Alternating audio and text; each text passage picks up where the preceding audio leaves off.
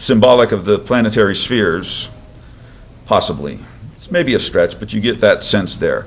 There's also cherubs associated with the veil.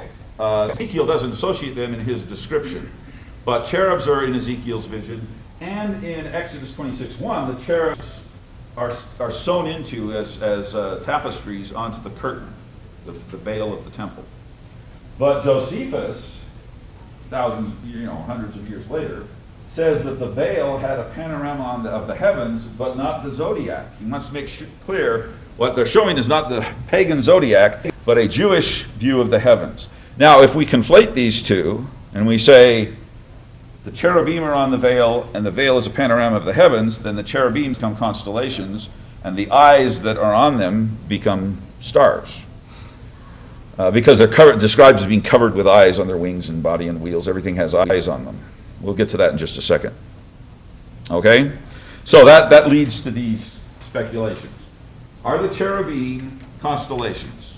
And are they therefore the stars of heaven, or the host of heaven, or the sons of God? All these things are equated here. So you've got Josiah, who, when he does his reforms of the temple, closes down the people who worship the sun, the moon, the constellations, and the host of heaven. Now, if they're worshiping that in the temple, they may be associating these with the cherubim figures. And Job, of course, says, the morning stars sang together, and the sons of God shouted for joy. He's equating these stars with sons of God. And so if you conceptualize that as possibly a constellation figures representing the heavens, because the stars are always mapped out in terms of strange creatures in these old cultures. Ezekiel talks about eyes. Now, what these eyes are, they're on the wheels, they're on the wings of the cherubim, they're all over the place. What they are is hard to say, but eyes are also associated with the 7 lamps of the menorah here, and a stone, a gemstone, is said to have 7 eyes, probably meaning facets. It's got 7 cuts on it, something like that. So eye could be, this is a bit of a stretch perhaps, but the eye could be a symbolic representation of the stars as well on these. So that's another possibility. Now, so what I'm suggesting is 2 things. One, the temple, or the Ezekiel's chariot is the Holy of Holies, portable Holy of Holies, mobile one. And 2, that all the symbolism associated with it has astronomical features, because the Holy of Holies is from the heavens, or is the heavens. Now, do we have any historical examples of these types of things? I'll run through this real quick, but we've got a very interesting tradition in India that is exactly parallel to this.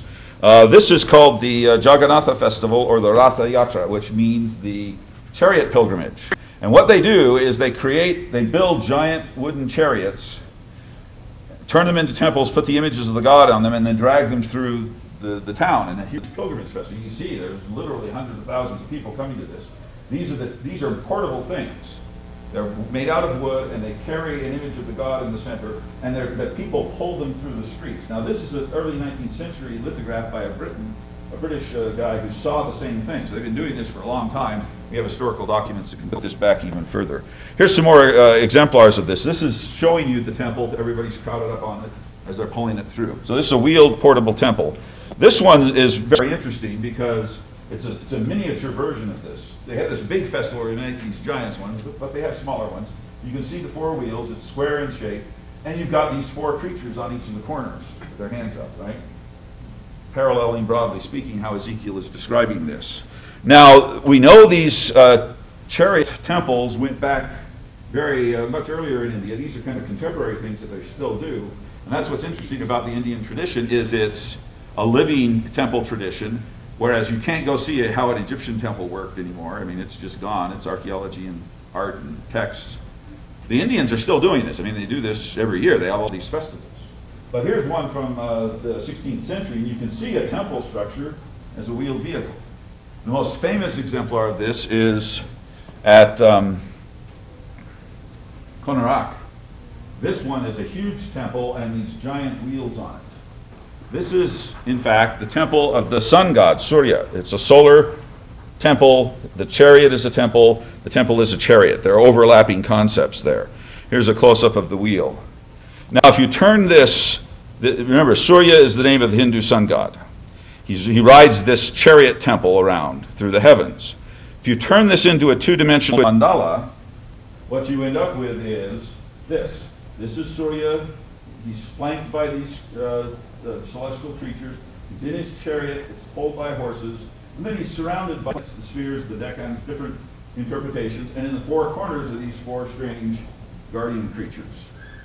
Now that is how the Hindus conceptualize in 2 dimensions the Surya, portable Surya solar chariot temple that we just showed pictures of. And then when you compare these 2 diagrams, you can see that fundamentally you've got the same overall structure. Now whether there's an exact connection, of course, can be debated because these are distant traditions. But clearly the Indians, the Iranians, they all interacted. I mean, these people were interacting in various ways.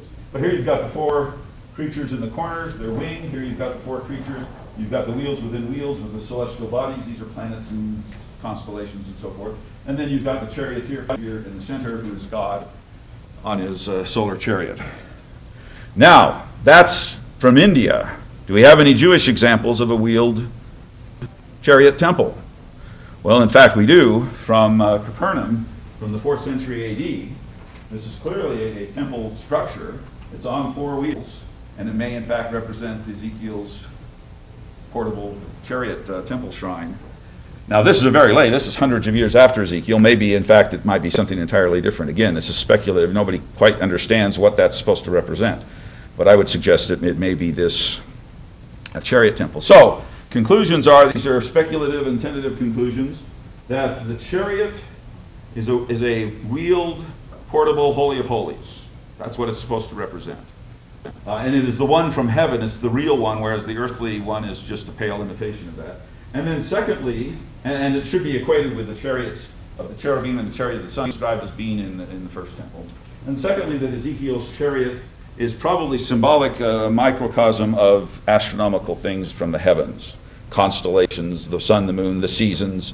Could be lots of different things involved in the changing faces. The 4 faces may be 4 phases of the moon. I mean, there's no way to know, but there's lots of ways this astronomical data could be interconnected. All right, I guess we're done. Do we have time for questions, or should we just shut it down right now? We're out of time, right? We've got a 15-minute break before the next block of sessions begins. Anybody want to ask questions? Feel free. If you want to leave, also feel free. Yes? The text that you talk about in your class in the literature, is that available now? Whatever the text is you're going to use for your literature. Well, I'm just using, I'm using just standard textbooks, yeah. So I don't have a particular text. Well, I'm using one of the books I wrote, the Solomon Temple book, but yeah. Anything else? Yes? So the implication whenever God comes to earth, he comes in his portable shrine? Well, that's how Ezekiel is describing it, but you've got to contextualize this in the broader context of Ezekiel's entire book, in which what he's talking about is that the glory of the Lord is leaving the temple, and therefore it is ripe for destruction. If the glory of the Lord were in the Holy of Holies, the temple would be sacrosanct and would not be destroyed. But because it leaves in chapter 10, goes out the door and up onto the mountain and just goes, then the temple's destroyed. So that I think is the point, that God's glory is not fixed in the Holy of Holies, but can move, can go up to heaven, can go to Babylon, can go anywhere. Yes?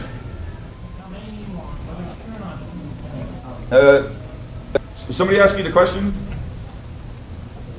Sorry, I couldn't hear. Go ahead. Speak up. I was going to ask if we should make a connection between this solar imagery that's apparent here and the scriptures where it says, that God's face is to shine upon the people, and that it's shining forth from the temple.